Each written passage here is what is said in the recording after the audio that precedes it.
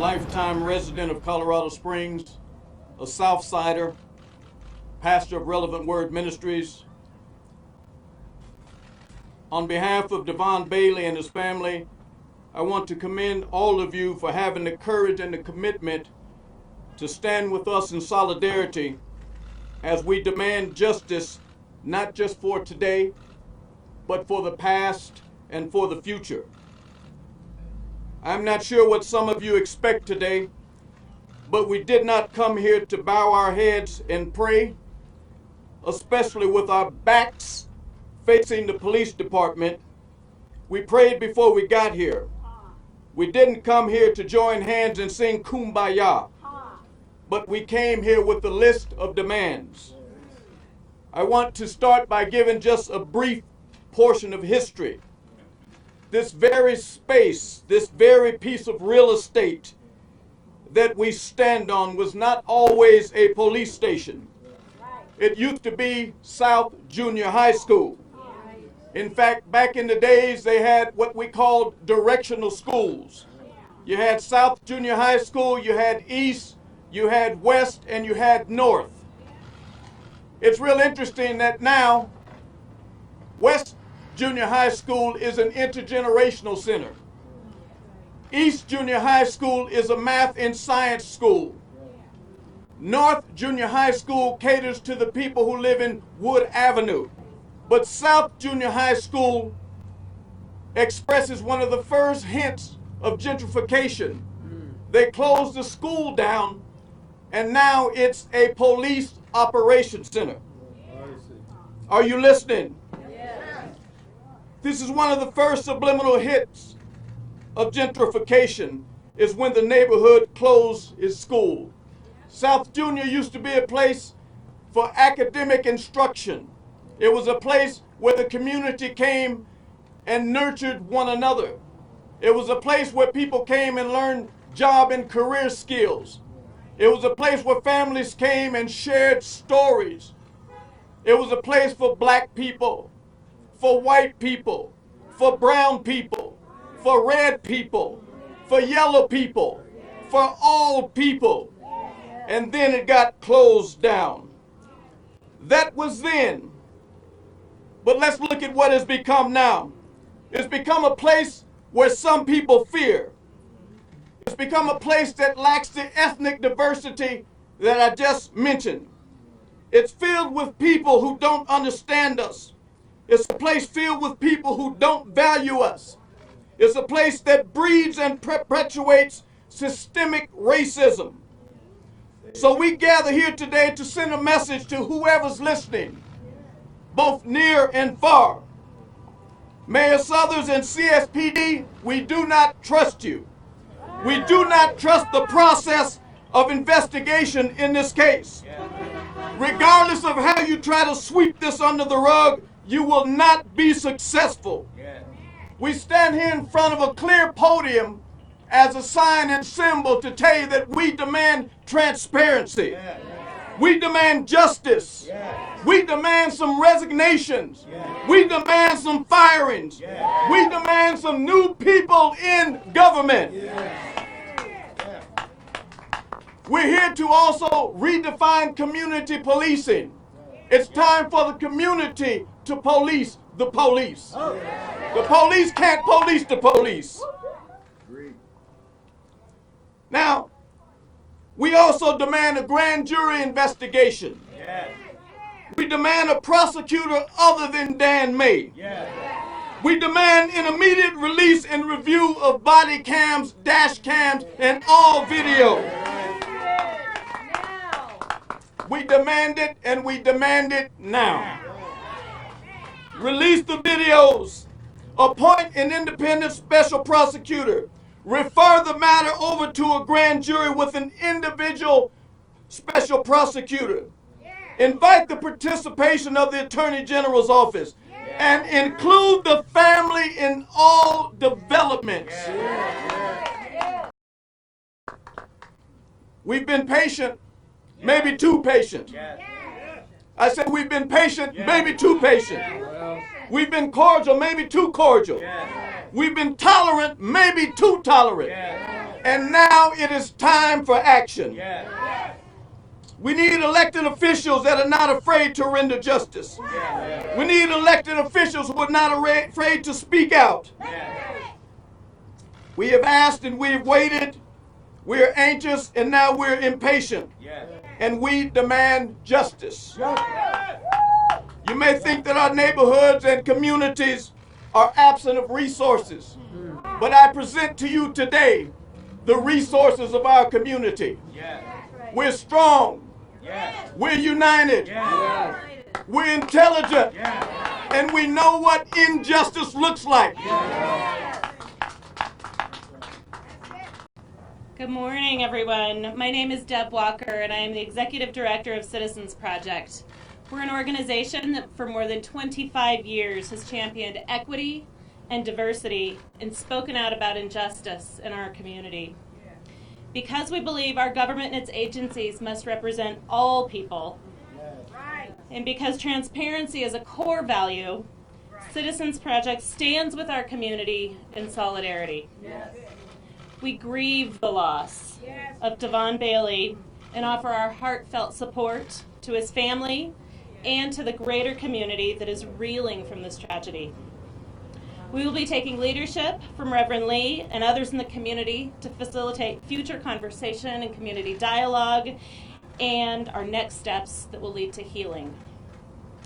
Today in our city, we are the latest in a long line of police-involved killings of young black men nationally. The question before us as a community is, how will we be different? How will we be different? How will we handle this as a community so we become stronger instead of stoking the flames of mistrust? How will we ensure that there is meaningful accountability of those involved and ensure that the community trusts the process? Will we use this as an opportunity to build trust between law enforcement and the community, or will we further divide? Our community has fundamental misgivings that an honest and fair investigation is possible by a Paso County Sheriff's Department in this case. Because this perception exists, of bias exists, investigation by a neutral and independent agency is the responsible thing to do. Mayor Suthers has a reputation for working across the aisle for the good of our community. And he is on track to leave a legacy of bringing this community together. We urge him to protect that legacy. It is in our community's best interest to have an independent, even-handed investigation. That's right. You're right.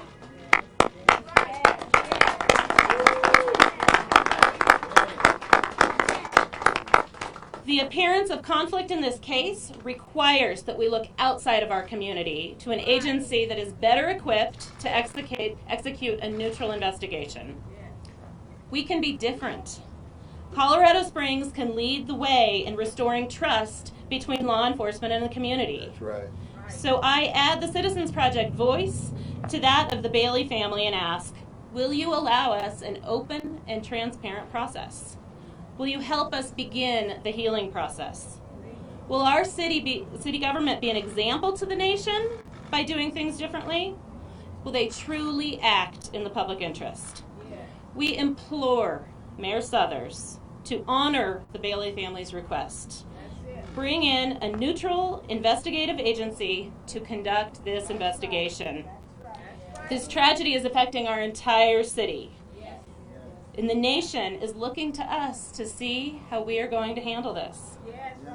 The best possible outcome from this tragedy is that we emerge stronger with transparency and trust between law enforcement, leadership, and the community.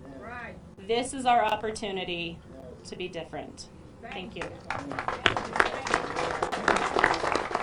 I'm here to stand in support of the Bailey family, of the clergy, and of the citizens of Colorado Springs. I am also here in the name of the Lord. I would remind us today that righteousness exalts the nation, but sin is a reproach to any people. Colorado Springs has been rated by someone as the #1 city in all of America to live in. I myself has counseled military families in transition to stay here and raise their families. I have raised my children here. I have raised my grandchildren here. I would also remind us today that when the righteous are in authority, the people rejoice. But when the wicked are in authority, the people mourn. It looks to me like the people are mourning today with the people that are in authority. So I'm standing in unison with the Bailey family, first of all, and with the rest of the community. This is not St. Louis. This is not New York. This is not Louisiana. This is Colorado Springs. This is our city. And it has happened on our watch. I appreciate the history that Reverend Lee reminded us of as he started this press conference. History also would remind us that we cannot afford to let friends investigate friends. I said history will remind us, and if we were wise, we would listen to it, that friends cannot be trusted to investigate friends. I'm standing in unison with the Bailey family and with the rest of the Colorado Springs family. We have patiently asked, and I heard the Reverend say, now we are impatient, but I will bump it up a notch. We are now demanding.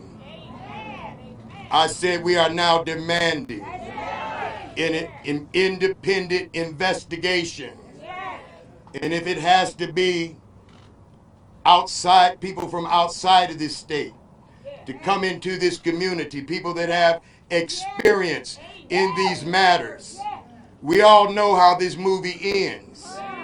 But it could be that we all are been raised for such a time as this to say no, not on our watch, not on our city, and it must stop now. I have 4 words from the heart that come from the heart of peace and from the heart of prayer, holy prayer. It is us, we, together, and united. And the 5th word is for all of us. I was at a prayer meeting last week with some preachers. They didn't even know what had happened until I showed up. And the 5th word is us, we, united together. And if we stay that way and don't let divisions come in, the victory will be ours. I say it in the name of Jesus. There are many out here today who would ask us, how can we call this a good morning? This is the day that God has made, so we will rejoice and be glad in it. So it is a good morning, even in the midst of the work in front of us.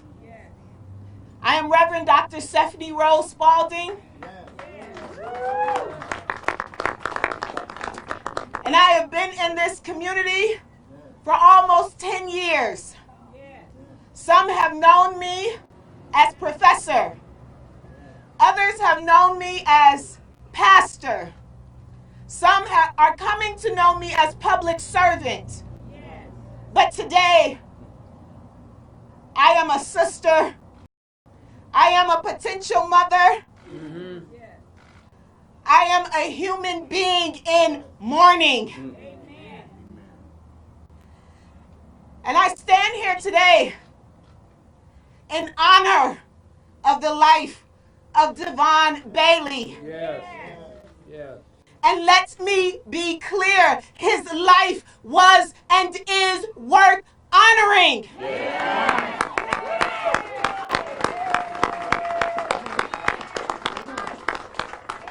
There are numerous media outlets here on this morning, and I am calling to you as well to bring forth righteousness. His life is worth honoring.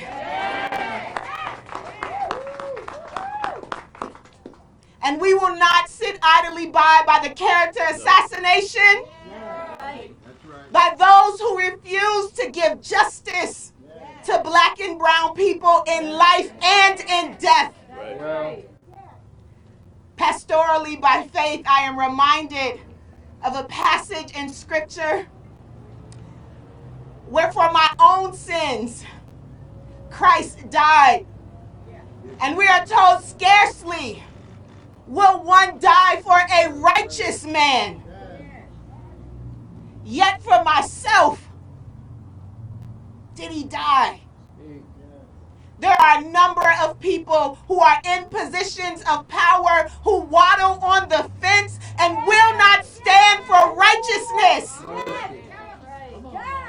And so whatever you may believe, if justice is not available to one of us, then it is not available to any of us.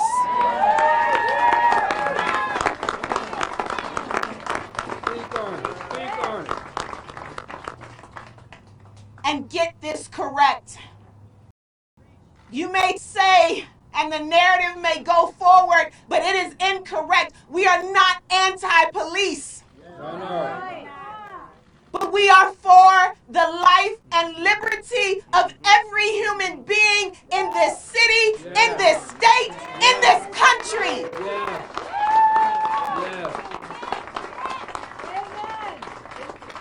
And we cannot have two legal systems for communities of color and those who are white. If we are going to have policing however it looks, we have to know they are not able to be judge and jury and executioner as well.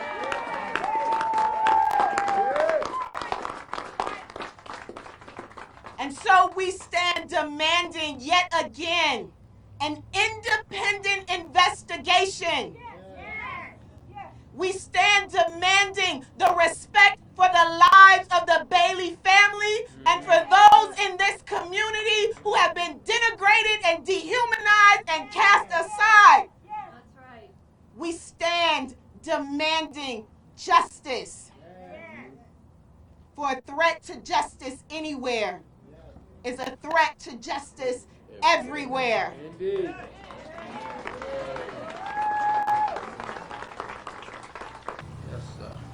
First of all, I want to say I don't want to make this about Black Lives Matter or anything, because all of our lives matter.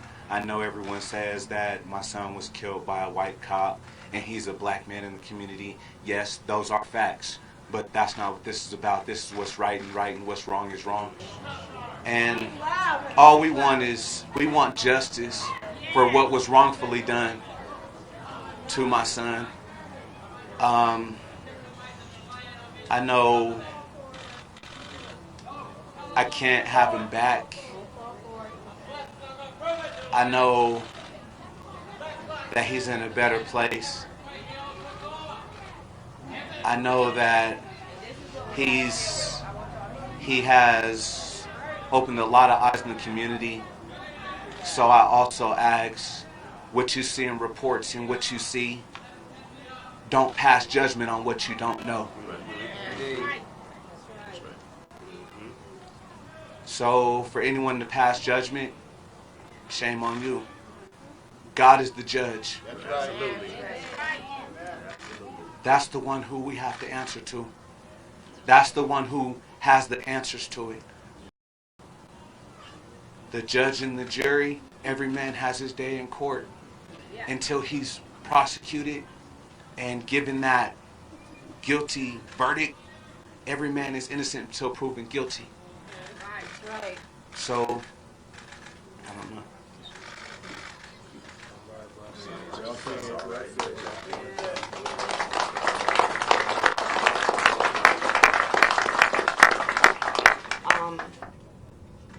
I just want to say I miss him so much. I never even thought I'd be here right now. I just want everybody to know Devon was such a loving person he loved his family so much. He always wanted people to do the right thing. And I just want justice for him. Because this matters for everybody who has a child in their life. Never think it can never happen to you, because I thought that. So we have to fight for justice. So no one else has to feel this pain of not seeing their child anymore.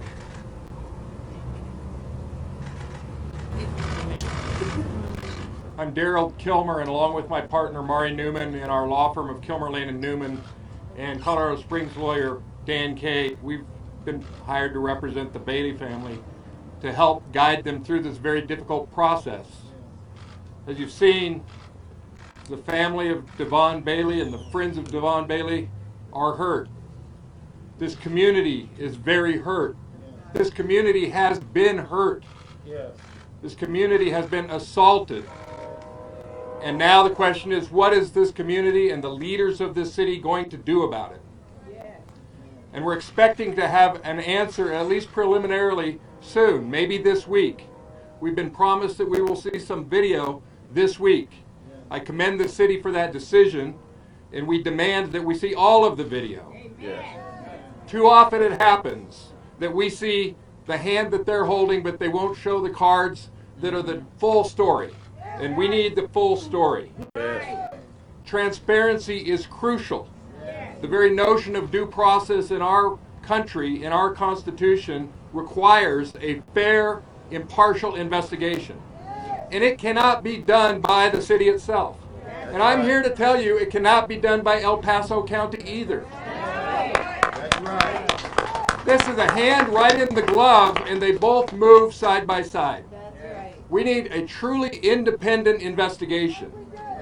We need an independent prosecutorial decision. Can you imagine how long it would take prosecutors to decide to charge with murder charges if the shoe was on the other foot? If police officers had been on the receiving end of those bullets, there's not a question in any of our minds as to what would happen. And we have one set of laws, and those police officers are subject to the same laws. And the family of Devon Bailey is entitled to rely upon the honesty and the forthright and thorough, impartial investigation, and that's what we're demanding.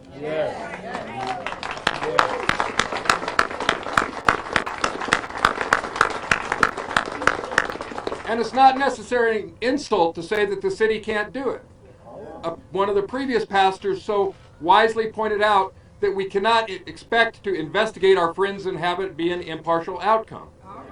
This is why we're asking the city leaders to reach out to the Colorado Attorney General's office to lead the investigation and to make a prosecutorial decision with the help of a grand jury of citizens. This assures us of the transparency that we're all entitled, and most pointedly, that the Bailey family is entitled to. I don't think we can trust any result short of any of that honest, transparent effort by the city and the law enforcement agencies. No one is above the law. Who prosecutes the prosecutor? No one is above the law, and that includes the police officers who are involved in this shooting. That's who is being investigated right now. And that's what we're expecting, to have a full and fair investigation. And this community is a beautiful community with beautiful people in it. But it has had its share of ugly incidents in the past. And it would be wrong for me to not mention that law enforcement against people of color in this community has been disproportionate. It has not been equal. There have been previous killings of young African American men even in the last 12 or 15 months. Jeffrey Melvin Jr. died at the hands of Colorado Springs Police Department. Doremus Lemuel died at the hands of the El Paso County Sheriff's Department. This appears to reflect a culture of violence coupled with indifference in response. We don't see people held accountable for these things. And the legacy of Devon Bailey will be when we turn the corner. We're going to hold the police accountable. We're going to have a new day in this community, and that's what we're asking the city leaders to lead on. not to follow, but to lead. I want to let my partner Mari Newman say a few words, and then we're willing to take questions either now or after the press conference breaks up. Ms. Newman. I'm Mari Newman of Killmer, Lane and Newman, along with my colleague Daryl Killmer and Dan Kay. We represent the Bailey family. So today we are standing supporting the Bailey family, yet another family who has suffered the absolute worst thing any parent can imagine. And if you're not teary about it, you're not thinking about it. But how many times do we need to stand here to support a family of another black man who has been killed by law enforcement? How many times? How many times do we need to gather the community together to stand up to support another black family who has lost their child? How many times do we need to stand out in front of a police station and demand transparency in the investigation? How many times do we need to demand an impartial investigation instead of yet another example of the fox watching the hen house, like we have seen time and time and time again? How many times do we need to call out the media to shed light on this horrible affliction, not just in Colorado Springs, not in Colorado as a whole, but across our nation? How many times do we need to demand that law enforcement is held to the same standard as everybody else? How many times do we need to demand justice? I will tell you this, enough is enough. Too many times.